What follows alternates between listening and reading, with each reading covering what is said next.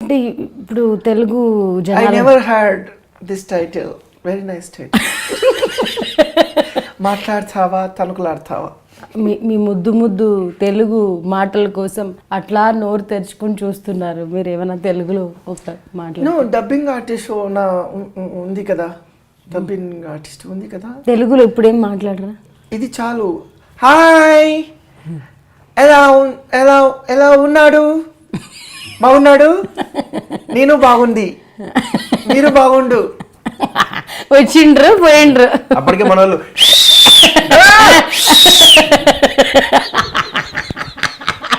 అమ్మా. లక్ష్మీ మనిషిని ఇమిటేట్ చేయగలరా? హలో హలో లక్ష్మీ మనిషి గారు బాగున్నారండి? బాగున్నాను. నాన్నగారు చెప్పారు ఏ ఇంటర్వ్యూలో ఇవ్వద్దు అని చెప్పేసి. So bye. ఒకసారి మనం మళ్ళీ పాలిటిక్స్లోకి వస్తే, మిమిక్రీ అంటే ఎక్కువ సినిమా కన్నా పొలిటికల్ ఎంజాయ్ చేస్తారు జనాలు. మంచి ఫీస్ట్ ఒకటి ఇవ్వండి, పొలిటికల్ ఫీస్ట్. స్టార్టింగ్లో అంటే రకరకాలుగా చేసుకుంటూ వచ్చామండి. స్టార్టింగ్లో అప్పట్లో వైఎస్ రాజశేఖర గారు కరెంట్ ఫ్రీ అని చెప్పేసి చెప్పాడు.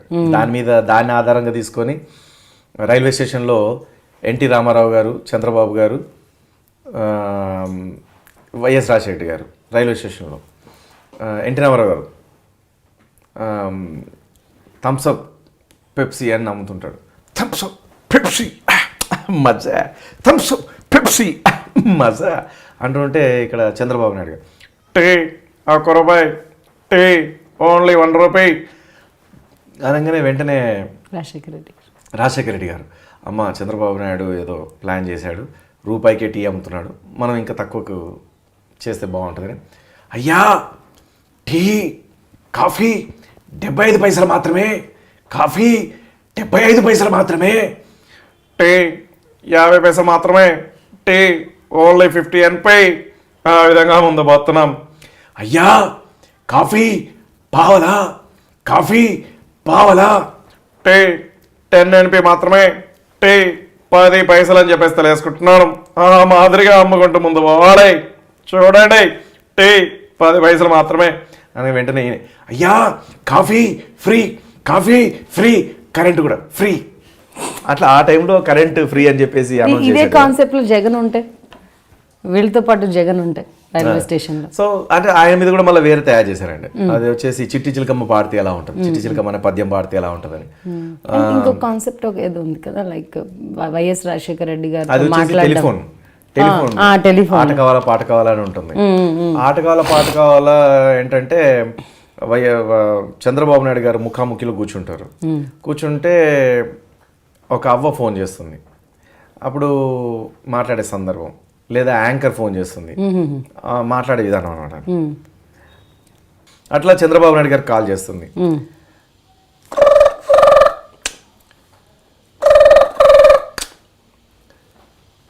హలో హలో నమస్కారం అండి, నేను ఆటకాల పాటకాల నుంచి మాట్లాడుతున్నాను.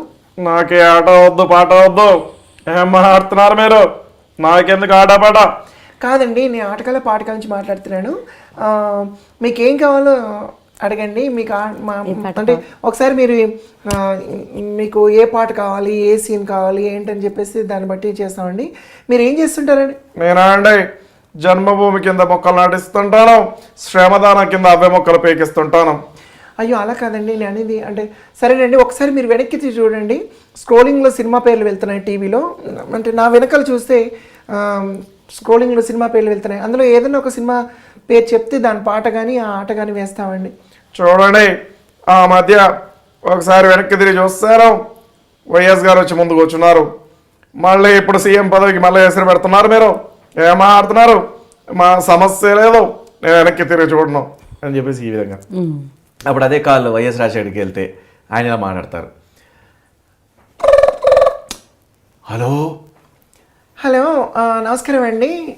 నమస్కారం అమ్మా. సార్ మేము ఆటకాల పాటకాల నుంచి మాట్లాడుతున్నాము. చెప్పు తల్లి. సార్ మీరు వైఎస్ గారేనా అండి మాట్లాడేది? చెప్పమ్మా. సార్ వైఎస్ రాజశేఖర గారేనా మాట్లాడేది? చెప్పు తల్లి. సార్ నేను అడుగుతున్నాను, వైఎస్ రాజశేఖర రెడ్డి గారైనా మాట్లాడేది? అధ్యక్ష. మీరే అని అర్థమైందండి. అప్పట్లో అది ఫేమస్. సో అధ్యక్ష మీరే మాట్లాడుతున్నారు, అర్థమైంది సార్.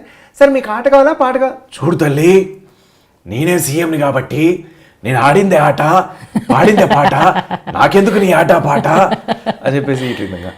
సో అట్లాగే చంద్రబాబు నాయుడు గారిని అడిగినప్పుడేమో పాట పాడమంటే ఆయన పాట పాడతాడు. ఉప్పు గొప్పరమ్మ నొక్క నొక్క పొలకరడం చూడ చూడ రుచుల జాడవేరు పురుషులందు పుణ్య పురుషుల్లో ఈ బావ ఒక్కడ వేరయ్యా విశ్వనాభిరామ విశ్వనాభిరామ ఎన్టీఆర్ నా మామ అని చెప్పేసి ఈ విధంగా. సో ఇట్లా అన్ని చాలా చేసామండి, పొలిటికల్ లీడర్స్ మీద చాలా చేసాము. లైక్ జగన్ గారి వాయిస్, యా, విఆర్ మంత్రావు గారిది కూడా చేశాను.